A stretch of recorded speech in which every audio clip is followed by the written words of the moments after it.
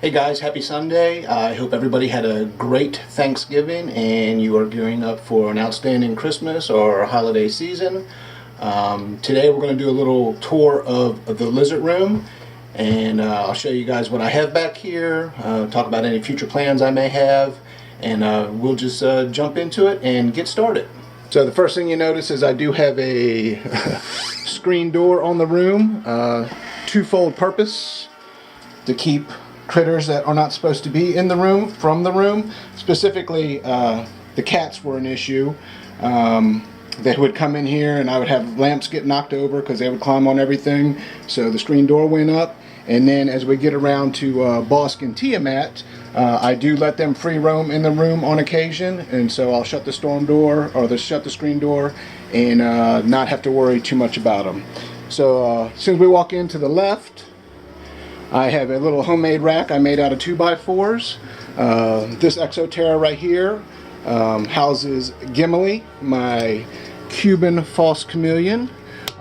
He has been in here for just a couple of days now. I just finished it up in the middle of the week, but he is doing awesome.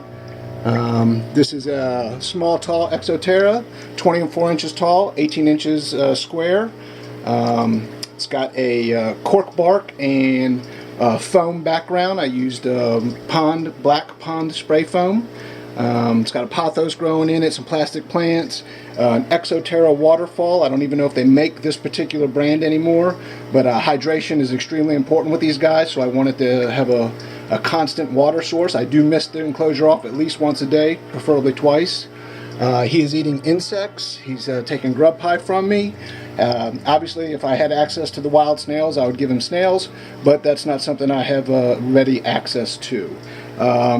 This enclosure and the one above it that we'll talk about are both lit the same way. They have 18-inch Zoomed 10.0 fluorescent bulbs and 25-watt Zilla halogen dome lamps for hotspots.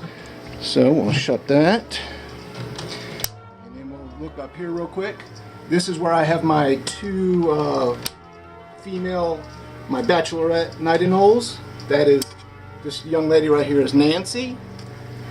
And then there's pretty Siri back there. Let me see if I can get this pothos out of the way without getting nailed. And there is Siri, my longest captive reptile at the moment. I hatched her in 2011. So she'll be 7 years old in about 6 months. Underneath down here, there's a 10-gallon tank and a couple critter keepers that I keep my feeder insects in to gut load them. I do not breed any feeder insects myself. I just buy them at the pet shop, and then I just gut load them for a couple of days before I feed them off. There's a dubia down at the bottom there in a 10-gallon tank, and then crickets of different sizes, bandit crickets, regular brown crickets, for all the animals.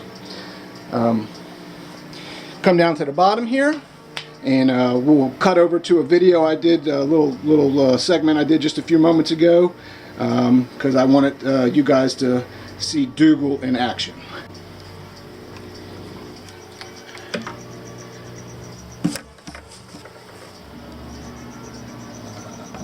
And these are the 10 remaining hatchlings from Bossk and Tiamat this season.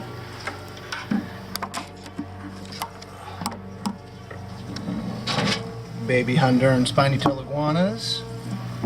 Sorry for the camera angle and whatnot. Spraying them down a little bit and holding it in one hand. And I got my little helper with me here. This is our newest mammalian acquisition in the Horn family. This is Dougal, our Frenchton, 75% French Bulldog, 25% Boston Terrier, and he is just shy of 3 months old. He is adorable, but he is all puppy. But anyways, so the babies are in a 20 long standard glass aquarium. They're doing outstanding. Like I said, I had 13 of them. I have 10 left, and they are for sale if anybody's interested.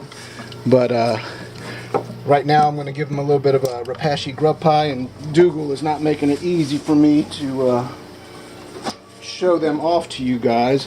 Usually they run right up and chow down on some grub pie. But of course, this is just obviously a temporary enclosure for them. I'm hoping that they'll go to some good families. I've already sold one. A couple went to a local pet shop that deals with exotic reptiles, so I know that from there they will find a good home for them. But just two 25-watt Zilla halogen spot lamps on either end for hot spots. I wanted to give them multiple basking spots because these guys are territorial even right out of the egg, and so that's obviously another reason why I need to make sure they get... Dougal, don't eat the paper towels. Stop that. Stop it. I got the paper towels out so I can clean Bosk's glass for you guys here in a minute on his enclosure. But, and there goes his Dougal's big brother Blue barking at something outside the front door. But so 20 long, 10 babies left. Insect eaters, I do offer them salads at least twice a week. This is a 18-inch fluorescent strip light. There's a Zoomed 10.0 UVB bulb in there. But these guys are doing awesome. I got the LED light on this camera. Hopefully that's not too much of a glare. There's a little guy right there. But anyways, so that's this part of the tour. This is actually the first video, the first snippet that I filmed. I thought it was cute that Dougal was right under my feet as I was doing a little, offering him some food. So this will be cut into the beginning or the midway of the tour. So anyways, on we go. So this is just a little storage compartment thing. Got miscellaneous aquarium. Dougal, stop. All puppy, chewing on a cord. Get out of there. But I love him. He's awesome. Just a storage thing. Always tinkering with something back here, so it's always kind of in a state of disarray, but that's all that is. Continuing along the wall here, this is a 5-gallon bucket. That's my my reservoir, just distilled water in there for the Mist King system. And the Mist King system is on these, let me back up without stepping on the puppy. These 3 enclosures on the back wall here. To the left is a trio of Nidanoles, Anolis equestris. In the middle is a pair of Anolis barracoa Nidanoles. And to the right is a pair of Anolis smallwoodii Nidanoles. Let's take a look at Ricky and Lucy, the barracoa. Now these guys over here tend to be a little shy. We'll just pop it open real quick, see if we can get somebody to show themselves without... The big male is he's a brute. That's not a male, that's a female. And there's the big boy right there. That is, oh, there he is, right on the bottom there.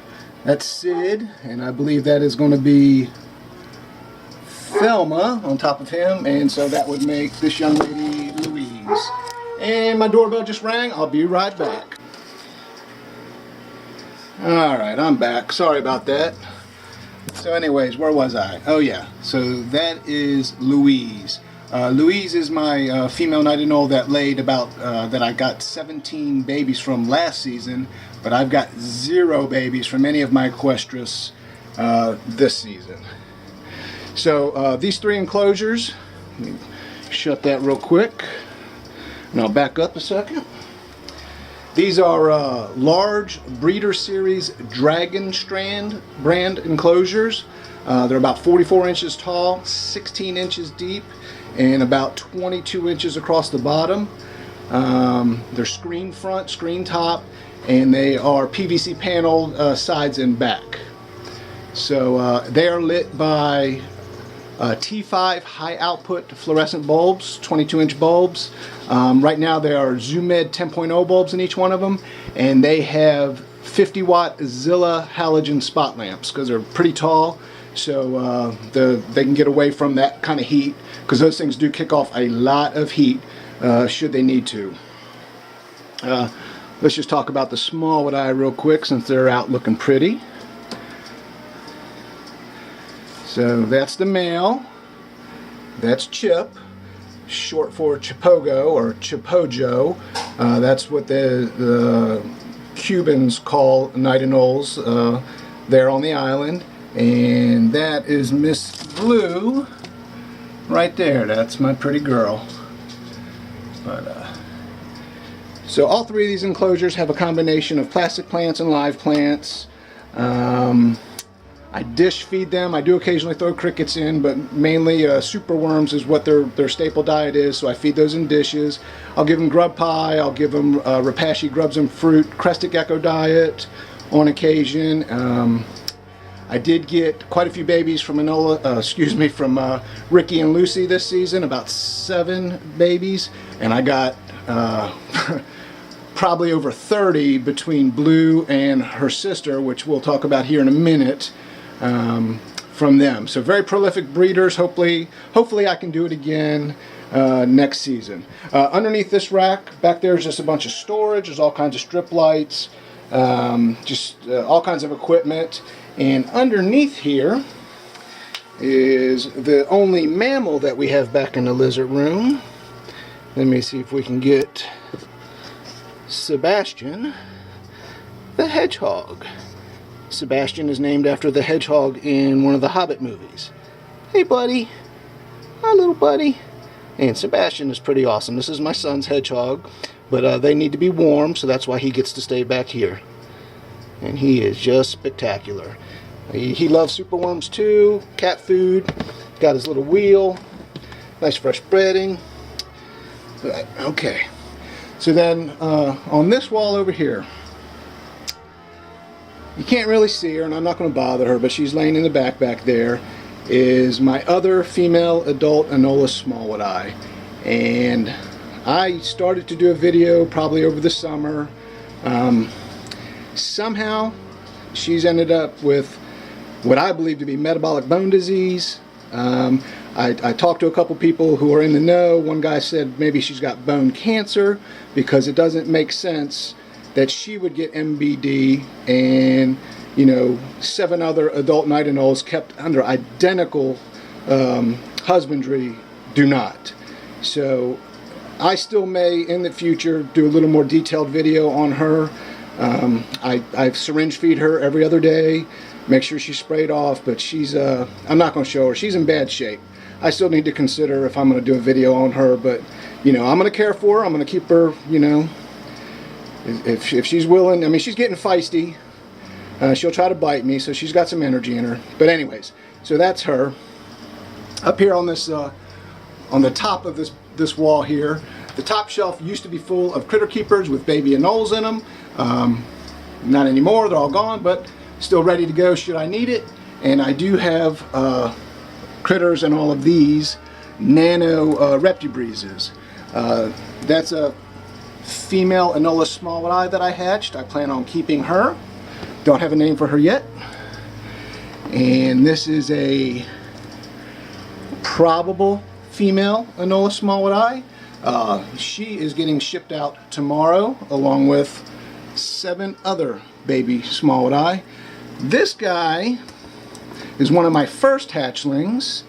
He's a male. Beautiful, beautiful colors. But he has something that's called a flop tail. I mean, wherever he is, his tail is always kind of flopped like that. So I decided I'm going to keep him. I definitely need to get him in a bigger enclosure other than this nano reptibreeze. But he's a good eater. He likes to gape, and let's see if I'll get him. See if he'll show us some pretty teeth. LED light right in his face. Yeah, there we go. I don't normally like to do stuff like that, but that's just that's attitude of night anoles. And in this one, I have this male, and he is getting shipped out tomorrow. And this is the little nano reptibreeze that Gimli used to be in, so it is currently vacant. But then my pride and joy, the stars of the room would be Bosk, and he is right here. And believe it or not, he'll get down here and he'll scratch and scratch on the inside there, and he can open this door. he's gotten loose more than once, so I put this little bar here as a sort of a safety lock so he doesn't come out. So let's slide that up out of the way. Hey, big boy. And again, there's the LED lights on this camera, so I don't know if that's going to bother him or not. But Bosky is my boy. He is doing awesome. I have not fed them. Today is Sunday, so I have not fed them their super worms or Rapashi grub pie yet. But they know it's coming when I'm in here cleaning up and letting them out and stuff, because that's our Sunday ritual. This is my boy Bosk. He is in a 4 foot long, 4 foot high, 2 foot deep Cages by Design enclosure. I've had that thing over 10 years. If you were to look at them now on their online thing, they're awesome enclosures, but boy are they pricey. I don't think I could afford one now. But it's a what do they call it? Replica Repti cage furniture that I have in there. It's all foam rocks, foam logs. Water dish, I just gave him, filled up some clean water for him. I just haven't put the bowls back in there yet. So Bosk has a Mega Ray spot lamp, a ceramic heat emitter for 24-hour warmth, and for additional UVB there is a 10.0 T5 high output fluorescent strip light that runs the length of the enclosure. Now Bosk's girlfriend, Miss Tiamat here, she is in a extra large Reptibreeze. It's 4 foot tall.